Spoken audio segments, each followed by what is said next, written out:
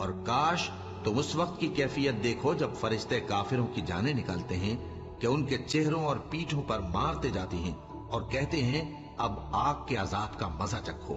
یہ ان اعمال کی سزا ہے جو تمہارے ہاتھوں نے آگے بھی لوگوں کو بھی ڈرائے جو کہتے ہیں کہ اللہ نے کسی کو بیٹا بنا لیا ہے۔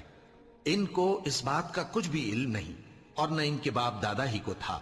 یہ بڑی سخت بات ہے جو ان کے منہ سے نکلتی ہے، اور کچھ شک نہیں کہ یہ جو کچھ کہتے ہیں محض لوگو، اللہ کے جو تم پر احسانات ہیں ان کو یاد کرو۔ کیا اللہ کے سوا کوئی اور خالق اور رازق ہے جو تم کو آسمان اور زمین سے رزق دے؟ اس کے سوا کوئی معبود نہیں، پس تم کیسے الٹائے جاتے ہو؟ جن لوگوں نے کہا کہ ہمارا پروردگار اللہ ہے، پھر وہ اس پر قائم رہے، ان پر فرشتے اتریں گے اور کہیں گے کہ نہ خوف کرو اور نہ غمناک ہو، اور بہشت کی جس کا تم سے وعدہ کیا جاتا ہے خوشی مناؤ۔ ہم دنیا کی زندگی میں بھی تمہارے دوست تھے اور آخرت میں بھی تمہارے رفیق ہیں، اور وہاں جس نعمت کو تمہارا جی چاہے گا تم کو ملے گی، اور جو چیز طلب کرو گے تمہارے لیے موجود ہوگی۔ یہ بخشنے والے مہربان کی طرف سے مہمانی ہے۔ جو مخلوق زمین پر ہے سب کو فنا ہونا ہے، اور تمہارے پروردگار ہی کی ذات جو صاحب جلال و کرم ہے باقی رہے گی۔ تو تم اپنے پروردگار کی کون کون سی نعمت کو جھٹلاؤ گے؟ اگر تم پیغمبر کی مدد نہ کرو گے تو اللہ ان کا مددگار ہے۔ وہ وقت تم کو یاد ہوگا جب ان کو کافروں نے گھر سے نکال دیا۔ اس وقت دو ہی شخص تھے، جن میں ایک ابو بکر رضی اللہ تعالی عنہ تھے، دوسرے ہمارے پیغمبر صلی اللہ علیہ وآلہ وسلم۔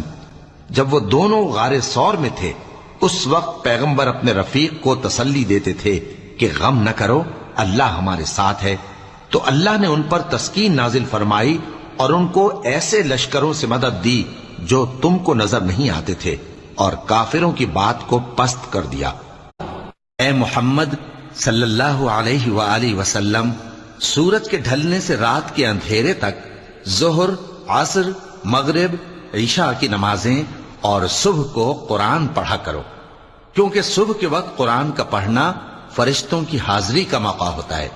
اور بعض حصہ شب میں بیدار ہوا کرو اور تہجد کی نماز پڑھا کرو۔ یہ شب خیزی تمہارے لیے ایک اضافی عمل ہے۔ امید ہے کہ اللہ تم کو مقام محمود پر فائز فرمائے۔ اور کہو کہ اے پروردگار، مجھے مدینے میں اچھی طرح داخل کیجو اور مکے سے اچھی طرح نکالیو، اور اپنے ہاں سے زور و قوت کو میرا مددگار بنائیو، اور کہہ دو کہ حق آ گیا اور باطل نابود ہو گیا، بے شک باطل نابود ہونے والا ہے۔ اور کاش تم اس وقت کی کیفیت دیکھو جب فرشتے کافروں کی جانیں نکالتے ہیں کہ ان کے چہروں اور پیٹھوں پر مارتے جاتے ہیں اور کہتے ہیں اب آگ کے عذاب کا مزہ چکھو۔ یہ ان اعمال کی سزا ہے جو تمہارے ہاتھوں نے آگے بھی۔ اور اہل بہشت دوزخیوں سے پکار کر کہیں گے کہ جو وعدہ ہمارے پروردگار نے ہم سے کیا تھا ہم نے تو اسے سچا پا لیا۔ بھلا جو وعدہ تمہارے پروردگار نے تم سے کیا تھا تم نے بھی اسے سچا پایا؟ وہ کہیں گے ہاں۔ تو اس وقت ان میں ایک پکارنے والا پکار دے گا کہ بے انصافوں پر اللہ کی لعنت، جو اللہ کی راہ سے روکتے اور اس میں کجی ڈھونڈتے اور آخرت سے انکار کرتے تھے۔ ان دونوں یعنی بہشت اور دوزخ کے درمیان آراف نام کی ایک دیوار ہوگی، اور آراف پر کچھ آدمی ہوں گے جو سب کو ان کی صورتوں سے پہچان لیں گے، اور وہ اہل بہشت کو پکار کر کہیں گے کہ تم پر سلامتی ہو۔